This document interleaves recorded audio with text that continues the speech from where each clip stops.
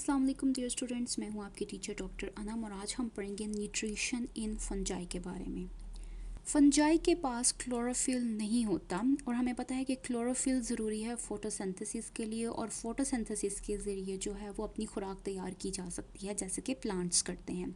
जो कि फंजाई के अंदर क्लोरोफिल नहीं है तो इसका मतलब है कि ये अपनी खुराक खुद तैयार नहीं कर सकते।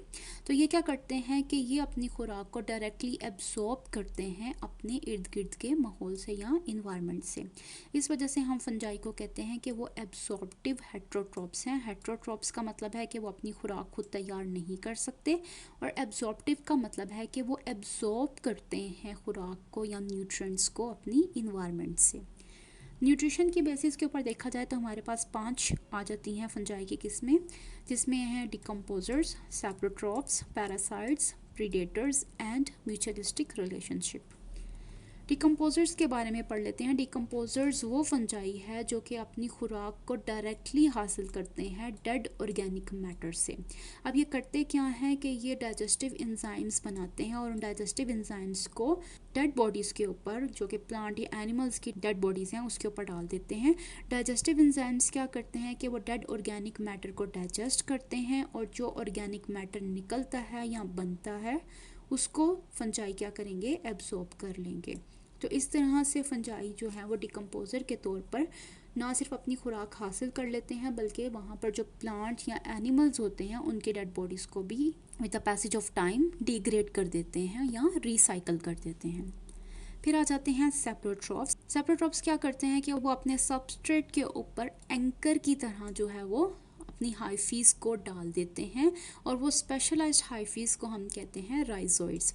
यहाँ पर आप देख सकते हैं ये हमारे पास आ जाती है फंजाई और उनकी ये जो स्पेशलाइज्ड हाइफीज हैं इसको हम कहते हैं राइजोइड। ये राइजोइड क्या करेंगी कि सबस्ट्रेट के ऊपर बिल्कुल जाल की तरह बैठ जाएंगी या उसके साथ चिपक जाएंगी।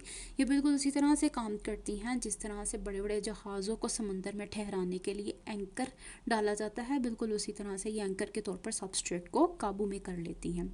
फिर क्या करती हैं जी, राइजोइड को एंकर के तौर पर इस्तेमाल करने के बाद ये डिकम्पोज कर देते हैं सेलुलोज को और लिग्निन को, जो कि प्लांट के अंदर पाए जाते हैं।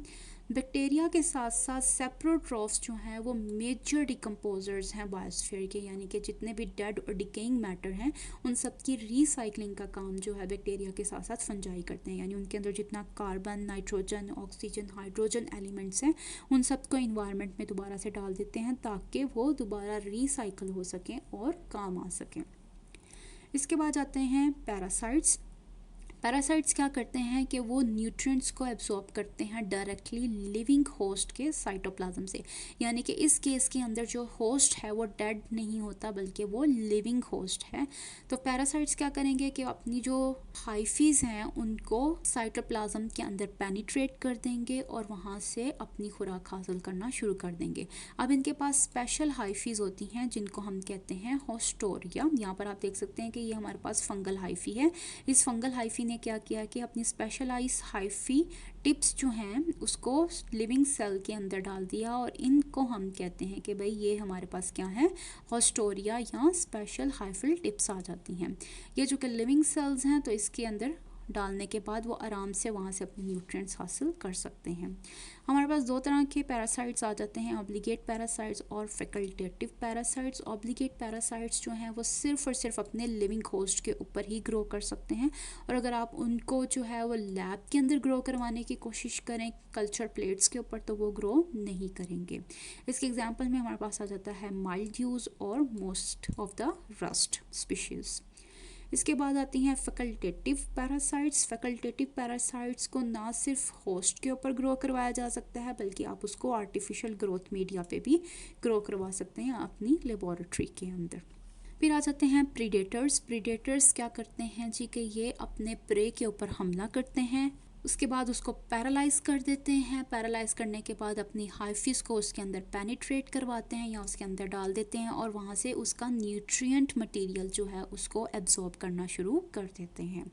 इसमें हमारे पास एग्जांपल आ जाती है ऑयस्टर मशरूम की, जो कि नीमाटोड्स के ऊपर अटैक करता है। यहाँ पर आप देख सकते हैं ये नीमाटोड्स हैं और उसके ऊपर जो है वो ऑयस्टर मशरूम्स ने अटैक किया हुआ है और क्या करेंगे जी कि ये उसके अंदर अपनी हाइफीज़ को डाल देंगे और उसका न्यूट्रिएंट मटेरियल जो है उसको इस्तेमाल कर लेंगे अपनी ग्रोथ के लिए।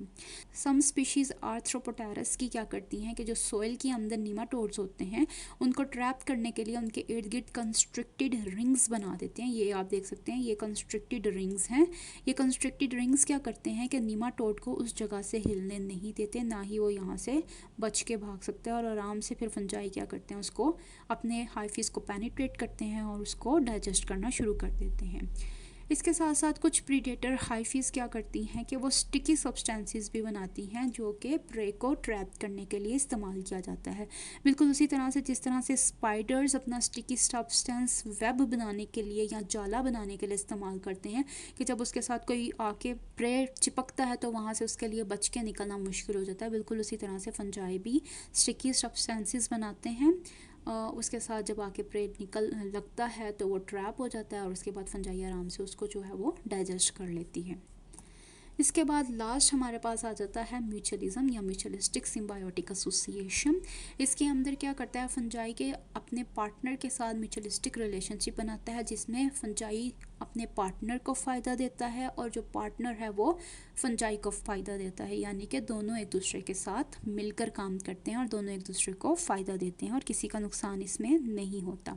इसमें हमारे पास दो रिलेशनशिप्स आ जाते हैं, एक है लाइकन जिसमें फंजाई और ग्रीन एल्गी का रिलेशनशिप है, और एक है माइकोराइजा जिसमें फंजाई और रूट्स ऑफ प्लांट्स का रिलेशनशिप है। इस टॉपिक के ऊपर मैंने एक फुल डिटेल वीडियो बनाई है, मैं उसका लिंक जो है वो आई बटन में शेयर कर देती हूँ, तो आप इसको डिटेल में उस वीडियो में पढ़ सकते हैं। तो ये जो हमारा आज का लेसन न्यूट्रिशन इन फंजाई के ऊपर, अगर इससे रिलेटेड आपके पास कोई क्वेश्चन है तो आप मेरे से पूछ सकते हैं कमेंट सेक्शन में। मैं मिलती हूँ आपको अगली वीडियो में।